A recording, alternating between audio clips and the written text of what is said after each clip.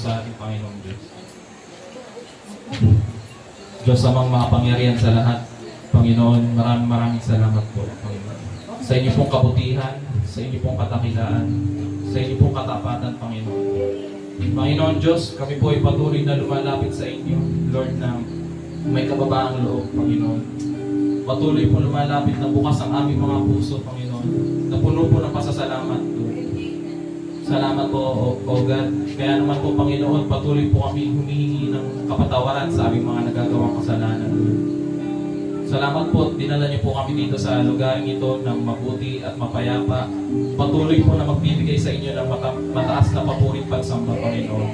Kaya naman po, Panginoong Diyos, patuloy po, Panginoon, na ihanda niyo po kami, Panginoon, matutong magpatawad, matutong humingi ng tawad, Lord God. Bigyan ng kapayapaan sa aming mga sarili, Lord. Patuloy po na palakasin ang mga katawang lupa, Lord God, sapagkat nais po namin, Panginoon, na yung best po namin ay maibigay po sa inyo, maibigay po namin sa aming natatanging Panginoong Diyos, Lord. Sapagkat hindi po kami magsasawang umawit sa inyo pong kabutihan, Panginoon. Sapagkat kayo naman po ang aming nais na iangat, na nais mabigyan ng kapurihan, ng pagsamba, Panginoon, at nais na itaas ang pangalan, Panginoon. Na saan man po kayo, Panginoon, pumunta, lagi po makikita, Panginoon, ang inyong pong kadakilaan sa bawat buhay ng naririto, Panginoon. Salamat po sa patuloy po na paghahanda po ng bawat isa po sa amin, Lord. Maraming salamat po, patuloy po humingi kami, Panginoon, ng inyong pong guidance at patnubay sa buong araw, Panginoon, na kayo po'y patuloy na manguna na sa bawat ginagawa po namin, Panginoon. Ay ito po ay para irangal po kayo, Panginoon, at kaluwalhatian, Lord God. Maraming salamat po, Panginoon. At ito po ay aming ipinapanalangin, Panginoon, sa mataas at matamis na pangalan ng inyong anak na si Jesus. Amen. Magmahal. Pero bakit tayo marunong magmahal? Dahil alam natin na mahal tayo ng Diyos. Amen? Amen. So kaya masasabi natin, ano? Ayan. So God's love is amazing. Diba? Kaya nagkakaroon din tayo ng amazing love. Yung hindi mo ba maipaliwanag? Bakit ako ganito? Nararanasan niyo po ba yun? Bakit gano'n? Kahit nagagalit na sa akin, iba pa rin. No? Yung mga kabataan ngayon, ano, bakit ko kaya nagagawang kumanta dito kahit medyo nahihiya-hiya pa sila no? Pero may mga boses naman. Kami mga walang boses, kumakanta dito Yung mga di ba? Bakit sila nahihiya? Pero bakit andito pa rin sila kahit nahihiya, kumakanta pa rin sila? Gusto ba nilang i-showcase lang yung kanilang talento? Hindi po. Because of God's love. Dahil sa pagmamahal ng Panginoon sa kanila, kaya sila ganun. Kaya sa halip na yung mga kabataan na yan, makikita mo outside, or siguro yung mga kabataan na yan namamasyal or nagsuswimming ngayon. Pero andito sila, mas pinipili lagi nila, no? Na magstay sa church kahit na yung gawain 3 to 4 hours. Pagkatapos maya-maya meron pang may fellowship pa. Diba? Bakit mas pinipili nila? Hindi dahil sa mahal nila ang Diyos. Higit dahil mahal sila ng Diyos. Dahil naranasan nila yung dakilang pag-ibig ng Panginoon. Amen? Amen po. So, ayan po. Ang ating pong key verse ay magpumula po. Ikot pa pala yun, Okay? Sa 1 John 4, 1 to 21. Ayan po. So, bago po tayo magsimula, tayo po muna yung manalangin. Hallelujah. Ama namin makapangyarihan sa lahat. Ama namin dakila. Ama namin mapagmahal. Panginoon, maraming salamat sa oras na to. Sa araw na to, Panginoon, na ipinagkaloob mo sa bawat isa sa amin. Na marinig, Panginoon, ang iyong mga salita. Lord God, sa araw na to, hinihingi namin ang kaunawaan, hinihingi namin, Panginoon, yung pusong tapat, yung pusong handang makinig, Panginoon, yung pusong handang turuan. Lord, maraming salamat sa iyong salita sapagkat ito, Panginoon, ang aming sandata sa buhay natin. Lord God, nawa po ang bawat marinig namin, ang bawat salita mo, Panginoon, ay tatanim mo sa bawat puso ng aking mga kapatid na ito, Panginoon. Nawa po, ito po ay magamit nila sa pang-araw-araw nilang pamumuhay. Lord, ang iyong pag-ibig, ang iyong pagmamahal, Panginoon, ang pundasyon ng aming pananampalataya, Panginoon. Lord, patuloy mong patatagin, patuloy mo po, Panginoon, na palakasin ang aming mga pananampalataya, Lord God, upang kami magamit mo sa iyong lumaslan.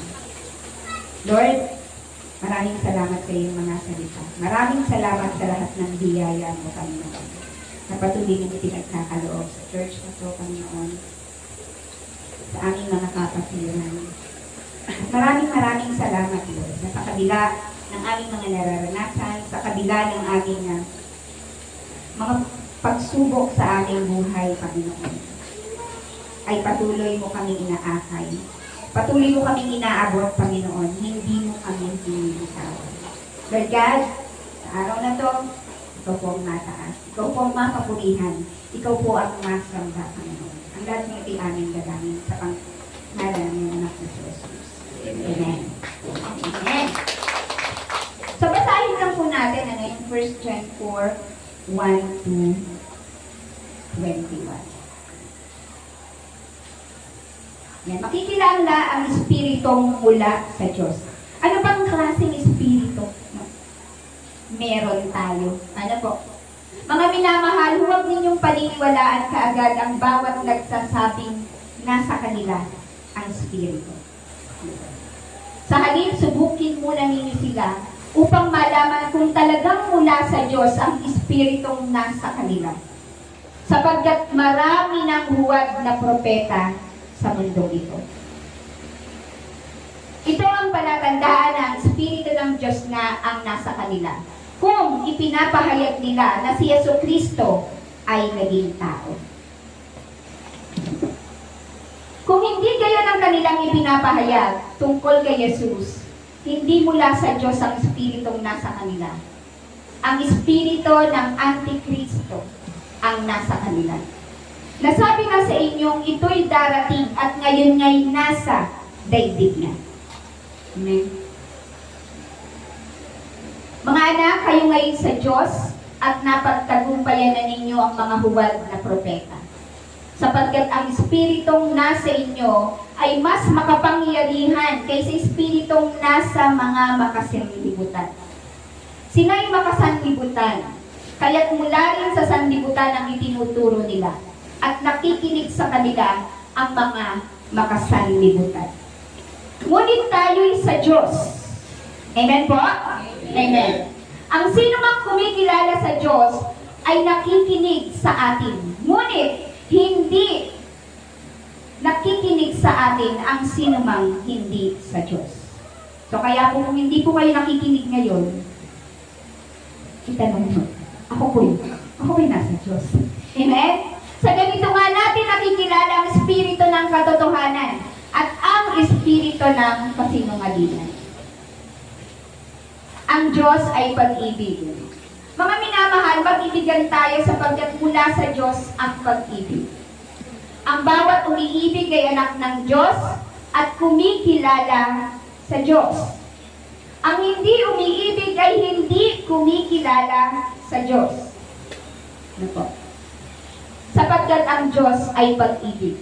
Inihayag ng Diyos ang kanyang pag-ibig sa atin nang isugo niya sa mundo kanyang kaisa-isang anak upang magkaroon tayo ng buhay sa pamamagitan niya.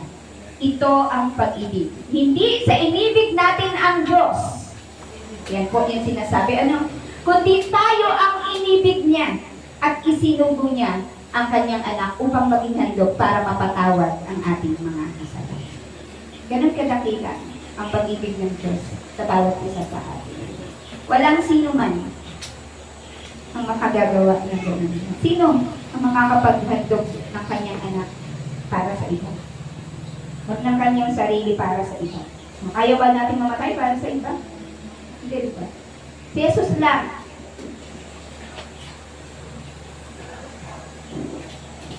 Mga minamahal, dahil ganoon kadakila ang pag-ibig ng Diyos sa atin, dapat din tayong magmahalan.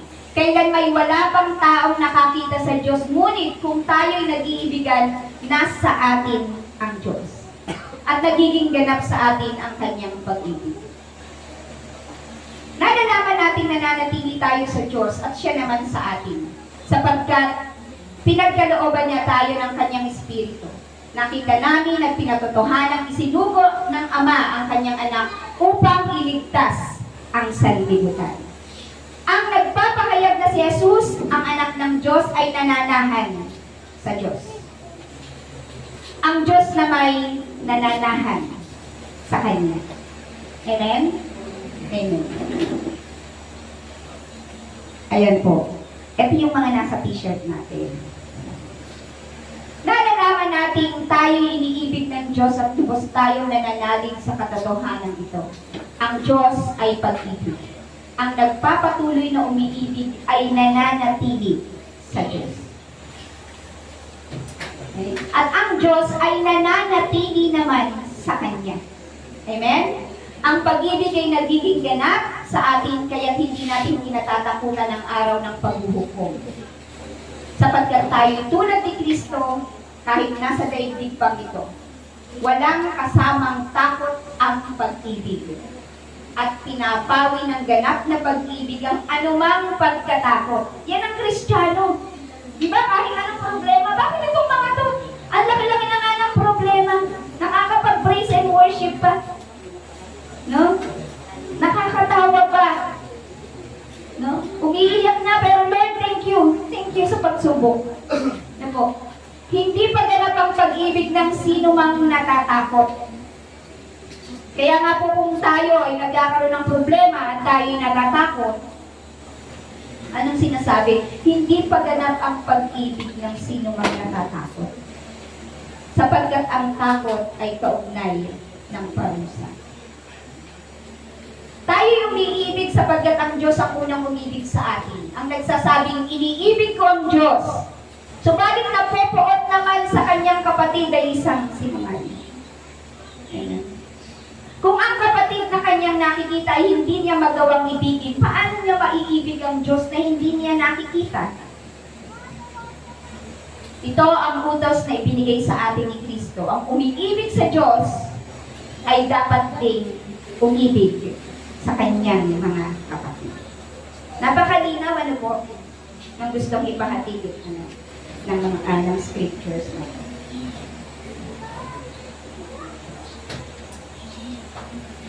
So, ibig sabihin, no? Sabi nga dan, ano ba yung mga points na nakuha natin dito? No? One is that God's love within us assures us of God's presence. Okay? Ang pag-ibig ng Diyos, ano ang sigurado doon? Kasama natin ang Diyos.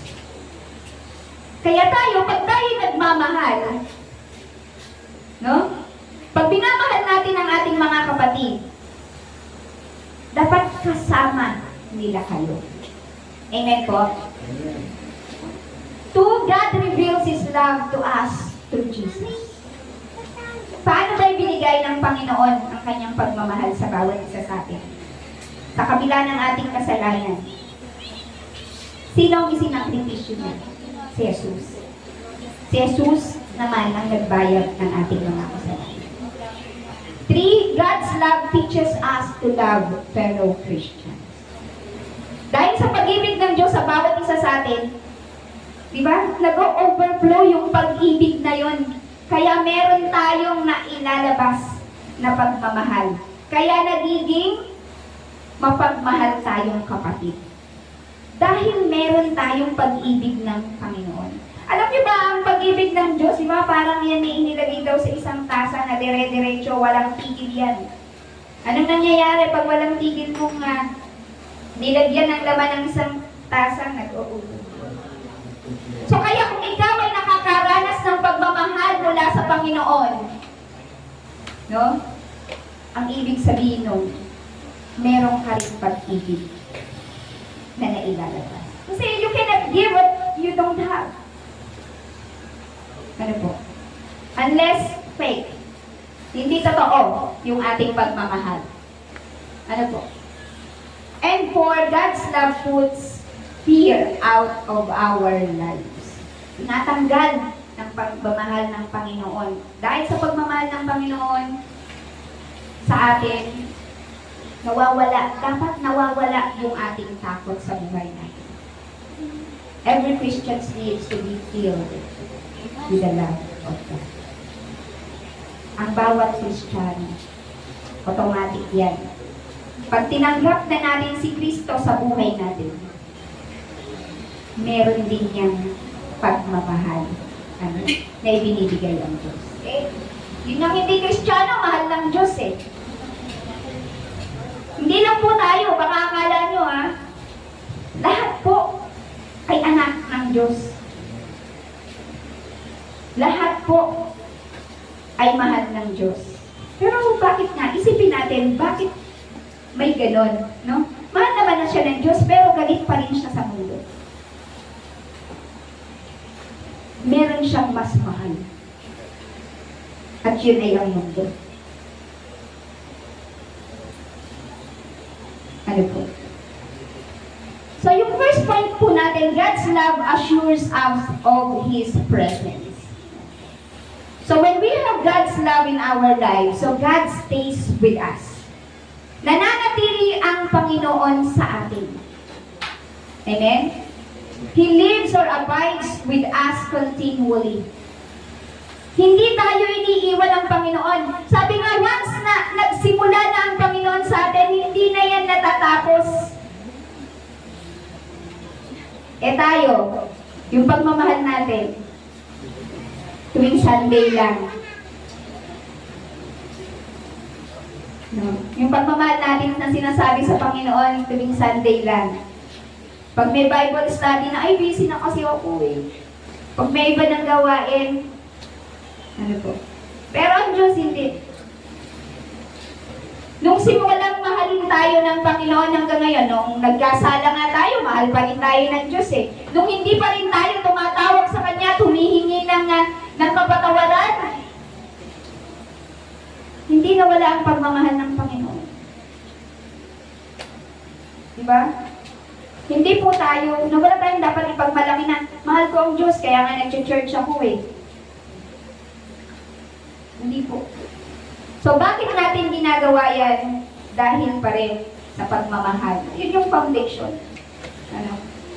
Nung love, nung sacrifices na ginagawa natin, yung lakas ng loob na ginagawa natin dito sa unahan, para tayo makapagsalita, para tayo makakanta, para tayo makapag-share sa ibang tao. So, lahat yan nagmumula sa Panginoon. Yan yung biyaya na natatanggap natin sa Panginoon. Kaya kung bakit meron tayong nailalabas. Diba? Okay? So God's relationship with us is mutual. No? He lives in us and we live in Him. Dapat tanong pala to, no? Is God's relationship with you is mutual? Mutual ba? Pareho ba? Nananatili ba ang Diyos sa inyo? Nananatili ba kayo sa Diyos? Thank you. Sabi nga po sa 1 John 4:4, mga anak, kayo ay sa Diyos na, at napagtagumpayan na ninyong huwad na propeta, sapagkat ang espiritong nasa inyo ay mas makapangyarihan kaysa espiritong nasa mga makasanlibutan. Kung i-assess natin yung mga sarili natin, talaga ba na yung Espiritu ng Diyos ay nasa atin? Na-assess po ba natin? Nakikita po ba natin na nagbabago na talaga ako? Dati, hindi ako nakakatagal sa church Labas ako ng labas. Pero bakit ngayon andito ako, matyaga akong nakikinig? Dati ayaw kong sumama dun sa asawa ko. Kasi ang corny-corny naman ang ginagawa. Pero bakit ngayon, no, nakakapagtsaga na? Dati ang taray-taray ko sa mga anak ko. Isa lang pala yung anak ko. Bakit ngayon ang taray-taray ko pa rin? Ay, di ba? Parang dati ang ikli-ikli ng pasensya ko. Ang ikli-ikli, ngayon ikli lang. Hindi ganun eh, no? Parang binabago ako. So, di ba yun nga eh? If you were in Christ, araw-araw, binabago. Parang katay na. Binabago ako araw-araw. Parang ganun yun. Gusto ko nang kumanta eh. Yun. Kaya lang, naiya ako, taas ng boses ni ano eh. No, Safira. Kaya pala pamilyar si Safira sa akin. Sabi nung anak ko, Mami, kabatch ko yan. Eh, dadalwa lang po silang malaki doon sa school noon. Isa po si Safira. Tapos sabi niya, napakinabangan na yung voice lesson niya, tsaka yung gitara. Yung anak ko daw hindi pa. Chismosa ako, anak ko. Pinagchichismisan ka namin kanina. Habang okay? So yun, yung espiritu na nasa atin, ano, yan ang nagtutulak sa atin. Kung bakit tayo ganito ngayon. Kung bakit iba na tayo dun sa dati. Masasabi niyo kung bakit iba na kayo dun sa dati? Kahit konti lang. Amen. Diba? Dati siguro dapat nasa date ngayon tong mga kabataan na to. Pero ano yung mas pinipili nila? Magstay sa church. Ano? Makipag-date pa rin sa Diyos. Ano? Eh, walang ano dito, walang aircon. No? Ano, no? Oo, marami namang electric fan. Diba? Okay? Sabi sa 1 John 4:16, nalalaman natin tayo'y iniibig ng Diyos at lubos tayong nananalig sa katotohanan ito. Ang Diyos ay pag-ibig, ang nagpapatuloy na umiibig ay nananatili sa Diyos at ang Diyos ay nananatili naman sa Kanya. Diba? Ang Diyos ay nananatili sa atin. Kaya tayo nananatili din sa Panginoon. Diba? Kaya tayo, kahit na, diba, hindi natin maiwasan talaga. Nagkakasala talaga tayo, diba? Pero bakit gano'n? Bakit may conviction agad? And that's the Spirit. Diba? Dahil alam na natin eh. Alam na natin na, mahal ako ng Diyos, bakit ko pa ito gagawin? Laging may gano'n agad. Amen? So every generation has pretenders. God's presence within us helps us to try or prove them. That is the spirits which are in the world. We know them by their creed and their kind. So may mga pretenders na. Merong mga nagkukunyari. Pero tayo hindi natin kayang magkunyari. Makakapagkunyari tayo, oo. Pero babalik pa rin tayo doon. Mahal ako ng Diyos eh. No? Sabi nga po sa Mateo 7:22-23, sa araw ng paghuhukom, marami ang magsasabi sa akin, Panginoon, hindi po ba kami ay nagpahayag ng mensahe mula sa Diyos? Nagpalayas ng mga demonyo at gumawa ng mga himala sa iyong pangalan. Ngunit, sasabihin ko sa kanila, hindi ko kayo nakikilala. Lumayo kayo sa akin, kayong mga gumagawa ng kasama. So, sino yung tinatawag nating mga pretenders? Ano? Yung pagdating daw ng paghuhukom, magsasabi, nag-church naman po ako tuwing Sunday. Tsaka nag-aano din ako, nag-preach ako. Nag-share din ako ng Word of God. Ang laging tanong, meron bang pag-ibig? Ang taong umiibig sa Diyos ay kilala ng Diyos. Sobrang kilala tayo ng Panginoon. Alam yan ng Diyos. Alam ng Diyos kung sino ang Kanya. Alam ng Diyos kung sino ang hindi Kanya. Kaya hindi natin pwedeng ipagmalaki sa Panginoon yung ginagawa natin dito sa mundo. Na ganito yung ginawa ko minahal ko naman yung kaaway ko Hindi ko naman inaway yung mga chismosa kong kapitbahay, hindi ko naman inaway yung mga kaaway ko Nag-church naman ako lagi. Nakiki-fellowship ako. Hindi po natin pwedeng ipagmalaki yun. Wala tayong pwedeng ipagmalaki sa Panginoon. Yung puso natin na tapat. Yung puso natin na malinis.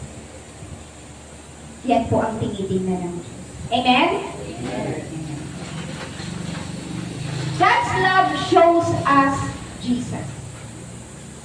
Saan ba natin makikita ang pagmamahal ng Panginoon?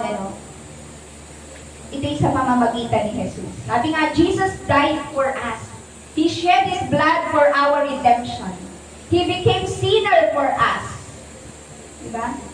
Si Kristo walang kasalanan, pero siya'y pinagbintangan, siya'y pinaratangan, diba? Na isang makasalanan dahil sa atin. He made the one eternal sacrifice for our sins. We have no other way for the forgiveness of sins. Kung tayo lang, mga kapatid, walang kapatawaran ang ating mga kasalanan kahit pa ilang simbahan ang ating puntahan every year. Kahit pa lumuhod tayo lumakad tayo ng paluhod. Kahit pa tayo ay mamanata, kahit pa tayo ay magrosaryo ng napakaraming beses, kahit pa tayo ay magpenitensya, walang kapatawaran ang ating mga kasalanan. Pero si Jesus lang ang karapat-dapat. Siya lamang ang paraan para tayo ay mapatawad sa ating mga kasalanan.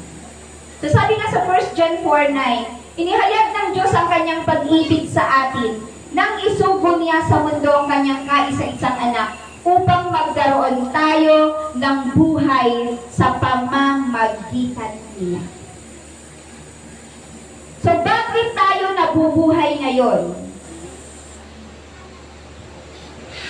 Yan ay dahil sa pamamagitan ng ating Panginoon. Ano po? Sabi Paul fears death. Sino dito ang takot mamatay? Huwag mong damihan ang kanila. Baka merong hindi kaya. Walang takot dito mamatay. Balik na lang. Bakit kaya tayo hindi natakot? O, lagyan Isa mo pa na lang yun una. Isa yun sa pwedeng maging ano natin ngayon. Hindi na tayo takot mamatay. Pero natakot na tayo. Pag yung feeling natin, nawawala tayo sa kawan. Nawawala tayo sa church. Natatakot po ba kayo doon? Yung pagka nahihila na tayo ng ating mga kasamahan sa labas, yun ang dapat nating katakutan.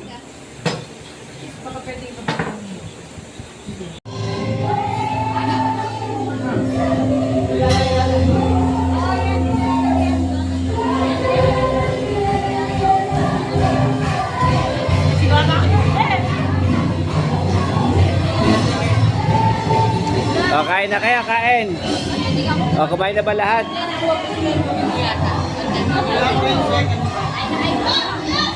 Nakita ko lang kayong kumain. Para na rin ako nakakain. Hindi busog para lang kumain.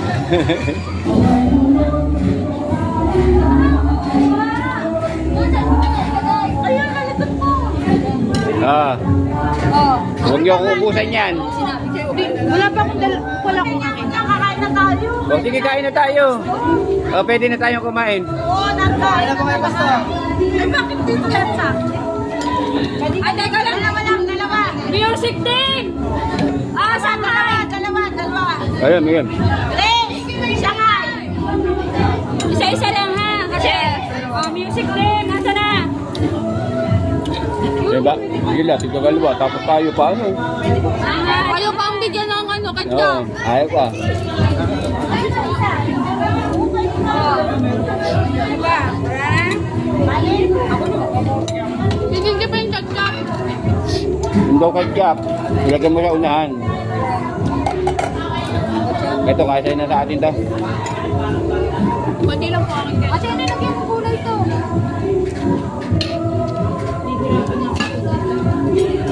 Oh. Yung mango tapioca. Yung mango tapioca. Ano flavor nito? Coffee Aba. jelly at mango po. Ah, dalawang flavor siya? Hindi, mango yan. Eh, ano yan? Hindi ko natikman yung ano, coffee jelly ni Jenny. Ano yan? Coffee jelly? Coffee jelly Jenny. Hindi ko natikman. At hindi ko natikman yung coffee jelly ni Jenny. Ay, mas masarap yan. Pastor, kain na po kayo. Oo. Pastor, kain na tayo. Sige. Kain tayo, kain.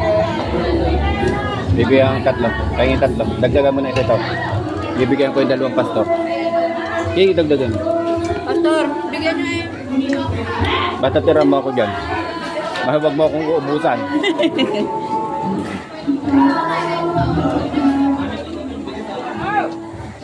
Picture na inaano nito. Hindi. Okay na po, Pastor. Hindi, iba to. Iba to. Ah, iba pala yan. Alam niya. Okay, okay. Alam niya. Hindi pala to iba. Kasi yung kanya po kanina, ako kumain kasi hindi kumakain ng coffee jelly. Ah. Bawal lang kape. Oo. Ay, ayan. Eh, Oh. ah? Oh, iba. Ano? Sabi sa inyo, iba yan eh. Oh. Ano, pwede. Parang iba yun ah. Ayun, oh. Iba yun nandun. Yung ano ay. Oo naman. Sa ating gumagawa, pwede yun. Hindi tayo yung ano doon. Ay, kuha. Teka. Sa ba sila? Pahingin dalawa. Pahingin dalawa nun.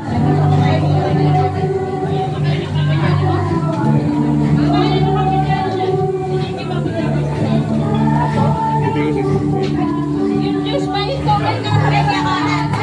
Nasa labas. Ilabas na yung basa. Basta nasa Diyos. Basta. Yung Diyos nasaan? Nasa labas na rin. Ayaw na yung Diyos. Walang ano ay. Wala na yelo. Mahirap na timplahin. Ay. Oh, bigay ka doon. Po? Pahingin nga oy. Bigyan mo.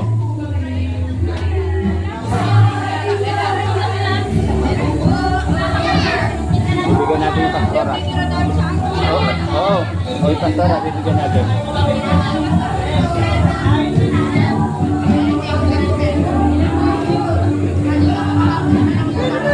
Kainin mo yan. Kainin nyo yan. Iba yan. Ayaw ko kayo. Iba yan. Iba yan. Iba yan kaysa dun sa isa. Kaya pinapa...